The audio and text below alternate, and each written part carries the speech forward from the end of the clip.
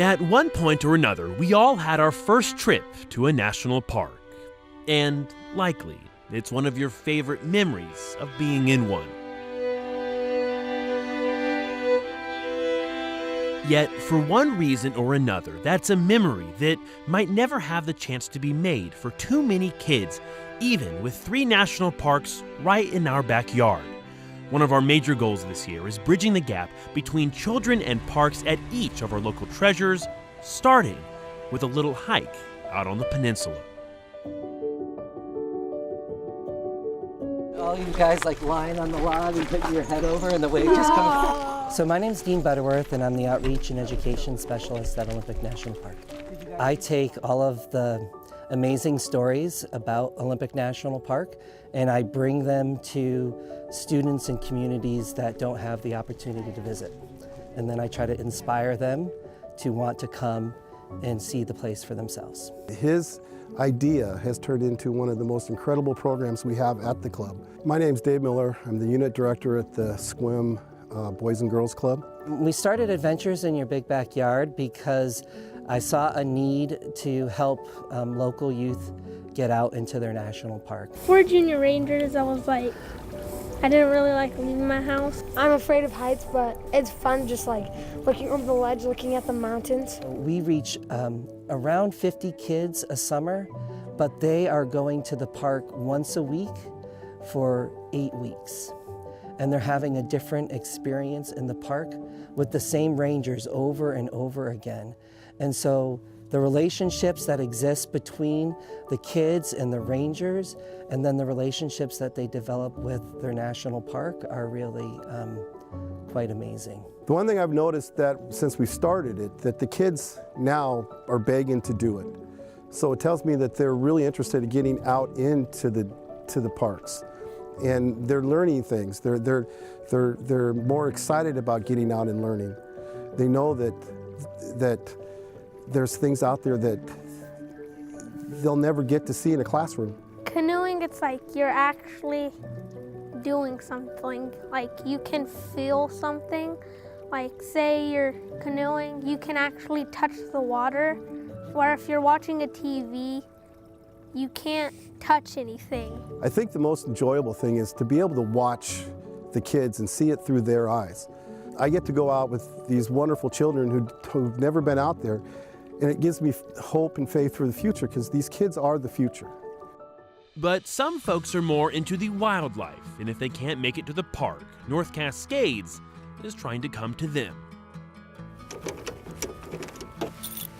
All we have to do is bring the bears out of the trailer, and we're like this giant magnet for people who want to be able to see what's going on, and they're really curious about it. So my name is Denis Schultz. I'm the Chief of Visitor Services for North Cascades National Park Service Complex. A part of what I love most about my job is that I get to be the one now making sure that students get to experience their own backyards. I am Katie Wood. I'm the Education and Volunteer Coordinator for North Cascades National Park Service Complex. Set it down. Often kids don't have the opportunity to be able to do a 2-hour field trip just to get there, and then another 2 hours there, and then the trip back. And so part of what we can do is we bring the park to the students. So the Endangered Species trailer will be modeled after a successful program that we have now with the black bear and grizzly bear education and outreach trailer. We want to be able to expand that to endangered species to include things like grizzly bears, but also salmon and orca, fishers, other creatures that are endangered, plants that are endangered as well. Because so often you come to the park and you really don't have the opportunity to see these things because they are endangered.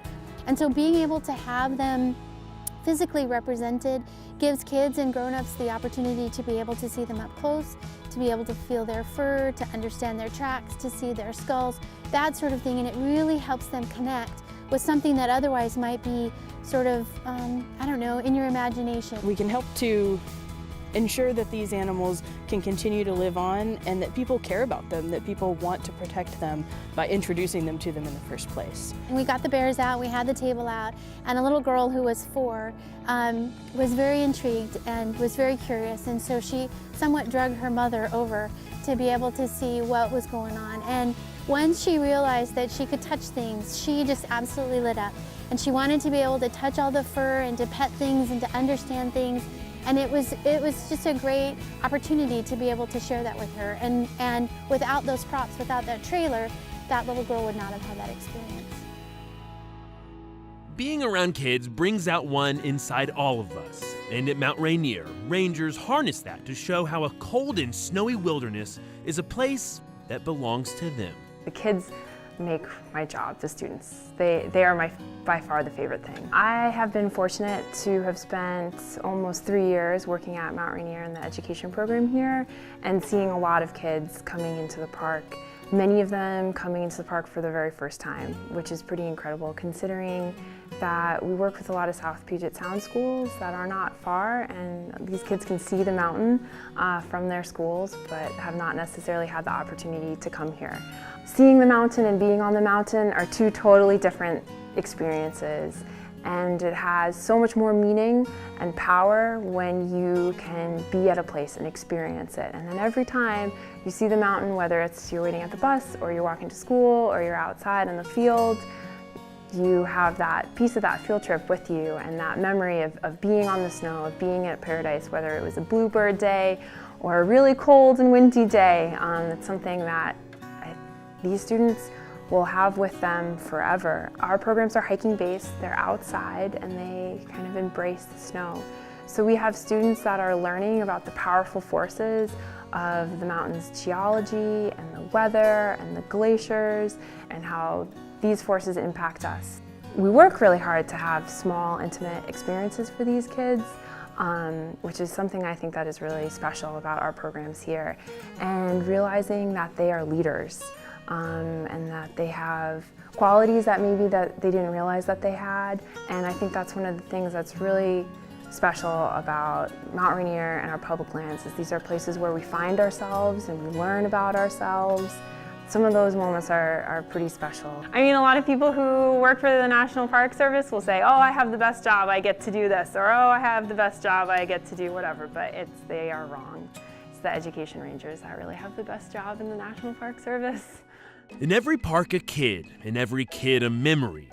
And in every memory is someone else who wanted to pass along one of theirs. I think that the national parks are critical. They are a part of our shared heritage as Americans. If these students don't come here on a field trip, then they might not come here, and to me that's a real tragedy. It is through youth programs that we wind up building the next generation of stewards, and without those, we will lose that. They will lose their connection to the natural world.